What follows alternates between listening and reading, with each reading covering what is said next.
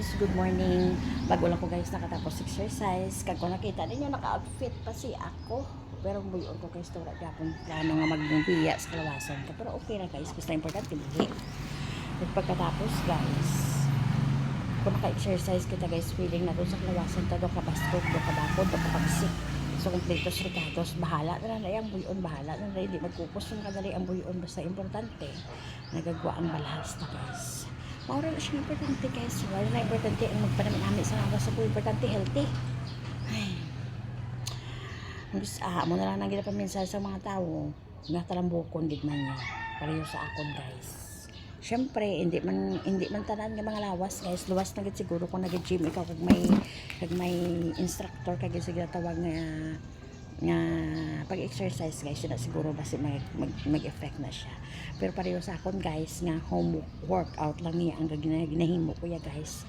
Kung baga nagapang search na ako ya guys sa YouTube kung ano ang mga naming exercise, pampalabo sa sugar, pampa-okay sa imong high blood, kag pagkatapos guys pampalakas ang imong mga kasukasuan dira guys ang tanang edad. Syempre hindi lagi man ato mahimutig nga nagaedad hindi man kita. So ang pero sila nga magpanami sa labas ko guys, wala na. Ay kaiba na ako guys, wala na chance. Wala ako ba siya chance. Ay! Kaya kung nag-exercise ako guys, syempre medyo mag-blooming kita. Syempre guys, kalami sa feeling tabi sa aga patan ka magtaw kung nag-exercise. Mauna siya nga kung kaisa late ako makatulog tag alas 9 na pasado sa gabi, kisa alapit na gani alas 10. Kahit tungod sa edad na good na yan na kisa matulog man. Pero binapilit ko gid guys na magtaw sa alas 4 imidya para makapaligo ako pagkatapos makaihingagaw ako exercise before ako maglakad sa obra guys. Kay man, duman ko itong mga dugay-dugay man wala ako naka-exercise guys dahil pila makabinulan. Kaya may time dyan nga ginaabot ako sang kakapoy kagkataka magsige ka unat-unat sa kalawasan ko guys. Maukad siya nga wala ko sige-sige isubong guys. Gin sige-sige ko naman kay nga marami sa feeling. Kaya kung nakita ninyo guys ang paso sa akon nga dughan guys, mauna siyang natira ko kada exercise. Kaya once nga hindi ako exercise guys, ina ang paso nga nakita ninyo sa dughan ko nga himo siya nga dulin niya. Gamat-hamat na siya kapot guys, as nagaamo na siyang akon nga postura. So kung maka-exercise ako guys, syempre nagatiso ko kaya ginaunat ko man ako guys, maunat din na siya. Amo nang nagalibog ang iban nga ako mga kilala ko nga dahil pag tinigisin mo pa ako dahil wala makagihapon dahil nagakupos sa yung puyon, wala magyapon tawag sa niyo, wala ka magyapon nagagamay. Syempre guys, kahit itanambukon din man kami iya pagkatapos guys kung nag-exercise ako guys, kanan sila datirada, waya ko yung nag-focus kasi nagpagpagamay lang ako sa hawak, wala yun full workout ko na guys, ang tanan ko yung kalawasan, lihog din na siya.